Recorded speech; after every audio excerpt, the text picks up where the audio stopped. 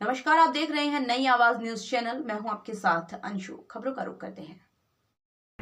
Behat Saharanpur Bhim army के राष्ट्रीय अध्यक्ष मनजीत सिंह नौटियाल ने आरक्षण खत्म करने को लेकर सरकार पर बड़ा हमला बोला है। कहा, देश में वर्तमान सरकार के संरक्षण में कुछ नेता संविधान पर दिन प्रतिदिन हमला कर रहे हैं। बड़े बड़े मंचों से संविधान को बदलने की बात कह रहे हैं। कहा, ऐसे नेताओं पर रासुका लगाकर कार्रवाई की जाए, इनको आतंकी घोषित किया जाए। भीम आर्मी जय भीम के राष्ट्रीय अध्यक्ष मनजीत सिंह नौटियाल ने बेहट कस्बे में आयोजित प्रेस कॉन्फ्रेंस में पत्रकारों से कहा, आप जानते हैं, अनुसूचित जाति, जनजाति, पिछड़े, अल्पसंख्यक, आदिवासी वर्गों का आरक्षण वर्तमान सरकार द्वारा समाप्त करने का प्रयास किया जा रहा है। लोकतंत्र के चारों स्तंभों न्यायपालिका, कार्यपालिका, विधायिका व पत्रकारिता की स्वतंत्रता समाप्त करने जा रहे हैं। नई आवाज के लिए बेहट से अरविंद गोयल की रिपोर्ट। आज आपने प्रेस कॉन्फ्रेंस की, क्या देखिए सम्मानित मीडिया बंधु, आज भीम आर्मी जय भीम संगठन के नेतृत्व में ये निर्णय लिया गया था कि आज हम एक बड़े आंदोलन की, जो कि लगभग 2 वर्षों से आरक्षण और जमीन का आंदोलन पूरे देश में चल रहा है। और जैसे कि आप लोग जानते हैं कि वर्तमान सरकार के द्वारा आरक्षण को पूरी तरह समाप्त कर दिया गया है। लोकतंत्र के चारों स्तंभ, चाहे वो न्यायपालिका हो, न्यायपालिका में, सुप्रीम कोर्ट में, हाई कोर्ट में और विधायिका में और पत्रकारिता में कहीं भी अनुसूचित जाति, जनजाति, पिछड़े, अल्पसंख्यक के लोग कहीं भी नहीं दिखाई देते हैं।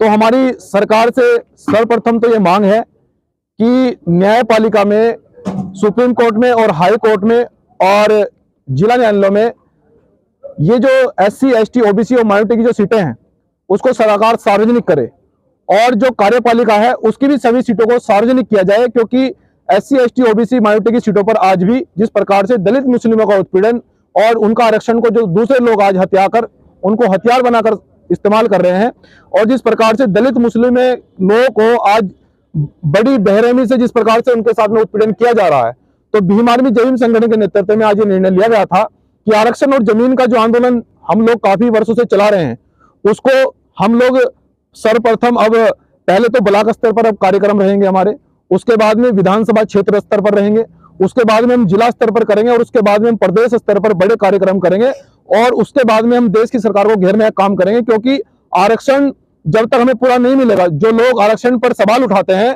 मैं उनसे कहना चाहता हूं कि आज भी दलित, मुस्लिम, पिछड़े, अल्पसंख्यक वर्ग के लोग आज भी झुग्गी झोपड़े में रहने के लिए मजबूर हैं।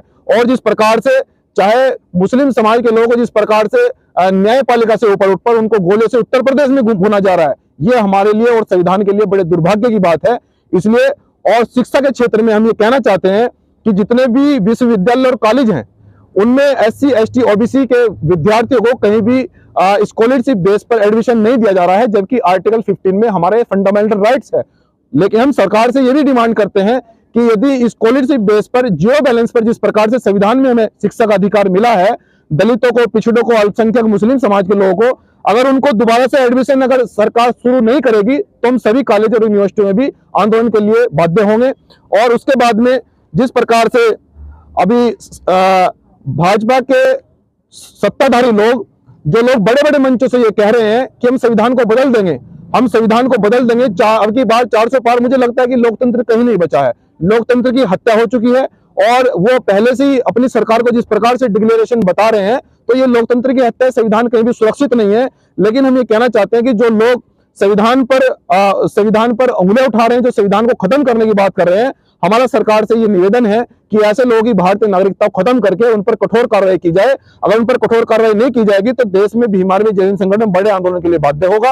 और ऐसी, क्योंकि भीम आर्मी जय भीम संगठन एक संवैधानिक संगठन है और संवैधानिक आंदोलन पूरे देश में चला रहा है, संविधान पर ही आधारित है।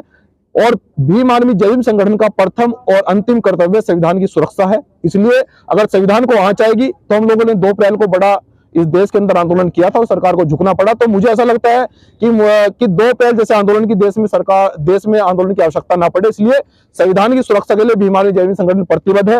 और मैं अपने भीम आर्मी जय भीम संगठन के सभी पदाधिकारियों और कार्यकर्ताओं को ये संदेश देना चाहता हूं कि सम्मानित साथियों, देखिए ये लड़ाई बड़ी महत्वपूर्ण है, और ये लड़ाई हम लोग घर में बैठकर नहीं लड़ सकते। क्योंकि अगर दलित और मुस्लिम, देश का पिछड़ा, अल्पसंख्यक, आदिवासी वर्ग अगर चुप रहा तो सरकार आपको बड़े पैमाने पर नुकसान पहुंचा देगी। ये वही सरकार है जो मुस्लिम समाज के लोगों को, दलितों को गोले से भून रही है, और आज चुनाव आने पर, लोकसभा चुनाव चलते, ये आरक्षण और जमीन की बात कर रही है, ये आरक्षण देने की बात कर रही है। तो ये हमारे लिए ये केवल लैमचूस दे रहे हैं। ये वही लोग हैं जो न्यायपालिका के में जाते हुए लोगों को गोले से भुना जा रहा है, जिनका जबरदस्ती एनकाउंटर किया जा ररहा है। तो मैं ये कहना चाहता हूं कि संविधान जिंदा है। और मुस्लिम समाज के लोगों से मैं खासकर अपने, आज हमारा जन्मदिन भी है, तो संगठन के लोगों ने ये निर्णय लिया था कि हमारे महापुरुषों ने हमें ये सिखाया है कि जन्मदिन मनाने का कोई मकसद होना चाहिए। तो हमारा जीवन में भी संदेश देना चाहता हूं अपने बहुजन समाज के लोगों को कि हमारा जीवन का एक एक कण वो बहुजन समाज के, दलितों के, मुस्लिमों के, पिछड़े अल्पसंख्यक वर्गों के लोगों के लिए समर्पित है। और मुस्लिम समाज के लोगों को, खासकर दलित समाज के लोगों को, पिछड़े समाज के लोगों को, आदिवासी और अल्पसंख्यक समाज के लोगों को किसी प्रकार से घबराने की आवश्यकता नहीं है, क्योंकि इस देश के अंदर संविधान जिंदा है। संविधान की सुरक्षा के लिए हम लोग प्रतिबद्ध हैं कि सरकार से किसी प्रकार से डरने की आवश्यकता नहीं है। और जो लोग विधायिका में, जो लोग तीनों सदनों में चुनकर आरक्षित सीटों पर जा रहे हैं और वो संविधान आरक्षित सीटों को ही हथियार बनाकर दलित, मुस्लिम, पिछड़ों के अधिकारों की दबाने की बात कर रहे हैं, उनके अधिकारों की आवाज को नहीं उठा पाते हैं, तो जनता से और खासकर दलित और मुस्लिम पिछड़े लोगों से मेरा स्पेशल ये निवेदन है कि आरक्षित सीटों पर ऐसे MP MLA को न चुने आप, जो कि आप लोगों के अधिकारों को वो समाप्त कराने का काम वो सदन में कर रहे हैं। हमें ऐसे MP MLA को चुनना है जो कि आपकी आवाज को रोड पर लड़ सके, आपकी आवाज को वो सदन में मजबूती से रख सके। जब हत्या होती है तो कोई नहीं बोलता है, वहां भीम आर्मी जय भीम संगठन के लोग जाते हैं। अभी उत्तर प्रदेश में, अभी कौशाम्बी में एक व्यक्ति को दलित कहकर ये कहा दिया गया कि तुम्हें चुनाव लड़ने का कोई अधिकार नहीं है। तो इसलिए बीजेपी सरकार में लोकतंत्र की हत्या की जा रही है, लेकिन हम इसे किसी भी सूरत में बर्दाश्त नहीं करेंगे।